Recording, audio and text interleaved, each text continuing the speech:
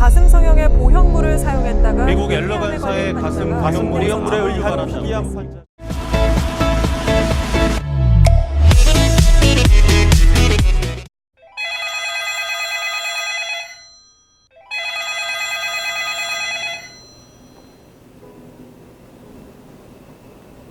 안녕하십니까. 압구정 필성형외과 김인고입니다. 따르릉 따르릉 따르릉 요 며칠 동안 이렇게 전화벨이 불티나게 울리는 건 저희 병원 개원 이래 처음이었어요. 대부분은 걱정스러운 질문을, 예를 들면 제 보형물은 어떤 것이었죠? 에서부터 어느 회사 것이었나요? 또는 저는 안심해도 되나요? 질문 형태는 이렇게 다양했지만 저의 답은 한 가지였습니다. 배꼽통한 가슴 성형은 매끄러운 표면에 안전한 스무스 식염수 보형물입니다. 그러므로 님께서 배꼽통한 가슴 성형수를 하셨다면 안심하셔도 될 것입니다. 가슴 보형물에서 기인한 것으로 알려진 희귀암, BIA, ALCL이라고 하죠. 이 희귀암이 드디어 한국에서도 발생했다는 충격적인 보고는 저를 슬프고 안타깝기도 하고 또 우울하게 만들었습니다. 왜냐? 저희 병원이 가슴 성형수를 많이 하기 때문이기도 하지만 그보다는 결국 일이 터지고 말았구나 싶었기 때문입니다. 보형물과 관련해서 생기는 역형성 대세포 림프종이라는 그 이름도 생소한 이 악성 희귀암은 이미 12년 전 보고되고 있었는데 그때 좀 제가 좀 더 큰 목소리를 외쳤어야 하지 않았을까 지금 좀 안타깝고 후회가 됩니다. 왜냐하면 그때부터 텍스처 보형물을 조심할 것을 모든 성형외과 의사들에게 경고하고 큰 목소리로 제가 외쳤다면은 오늘날의 사태를 다소나마 예방할 수 있었지 않을까 하는 아쉬움 때문입니다. 이 희귀암의 원인은 아직 확실하지는 않지만 거친 표면, 다시 말해서 텍스처라고 그러죠. 이 거친 표면의 보형물에서만 발생하는 것으로 미루어 봐서 거친 표면의 이 텍스처 보형물들에 있는 돌기들이 주위 조직과 어떤 반응을 일으키기 때문이 아닌가 하고 추정하고 있습니다. 또한 거친 표면의 텍스처가 실리콘이나 또는 코젤과 함께 어떤 작용을, 상승작용을 해서 일으키지 않느냐 하는 의심을 가지는 학자들도 있습니다. 따라서 유방조직과 직접 관계가 있는 암은 아니고 림프암이라는 일종의 혈액암입니다. 가장 많이 발생하는 시기는 수술 후 8 내지 10년 사이로 알려져 있습니다. 그리고 초기 증상으로는 수술한 가슴이 심하게 변형이 되거나 장액이 차거나 몽울이 만져지거나 또는 피부 발진 등이 나타난 것으로 되어 있습니다. 이때 보형물을 제거하고 주위의 피막을 완전 제거해주는 등 적절한 치료를 하면 완전 치유가 된다고 했죠. 그러므로 일찍 발견만 되면 크게 문제가 없습니다. 하지만 이 시기를 놓쳐 더 진행되면 유방이나 겨드랑이 림프절 등으로 전이될 수 있으므로 이때는 주위 림프절 등은 물론이고 여기저기 근본적인 완전 절제 수술을 하거나 때로는 항암제 등의 화학요법과 방사선 치료도 병행해야 됩니다.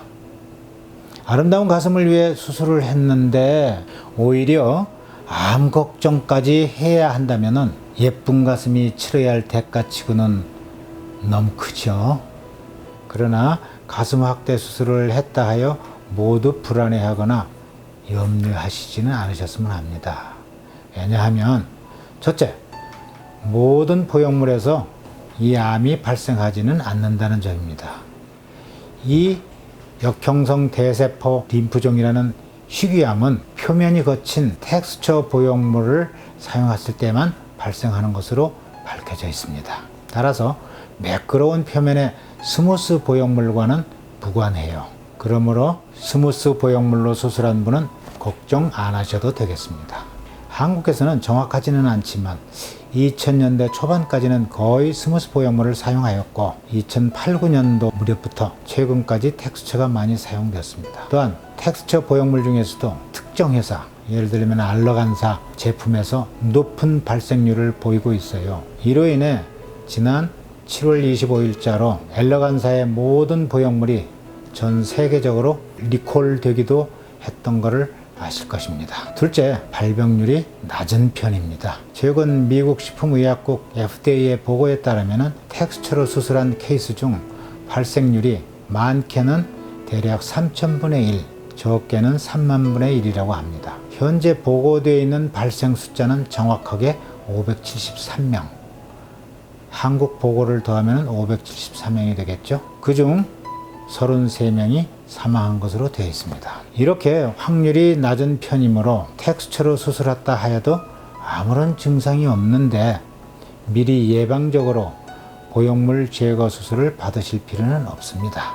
미국 식품의약국과 한국 식약처에서 발표한 내용이죠.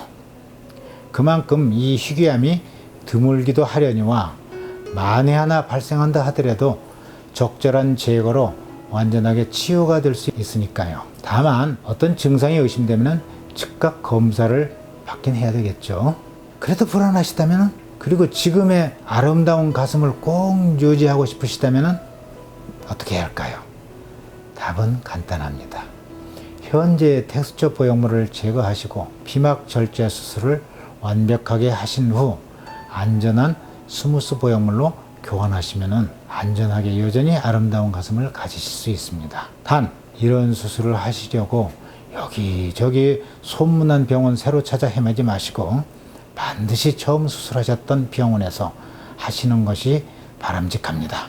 처음 수술하셨던 병원에 가시면은 자신의 보형물에 아이디 카드가 보관되어 있을 것이므로 만약 텍스처가 아닌 스무스였다면은 안심하셔도 되지 않겠습니까? 또 텍스처라 하여도 과거 수술 기록을 통해 현 상태를 자세히 파악할 수 있어서 이러한 수술을 안전하게 잘 받으실 수도 있고요. 또한 부담도 덜하고 또 잘해 주실 거 아니겠습니까? 아무래도 며칠간 쏟아지는 전화를 받으면서 많은 환자분들의 걱정스러운 질문에 안타까우면서도 한편으로는 자부심이 들기도 했습니다. 왜냐고요?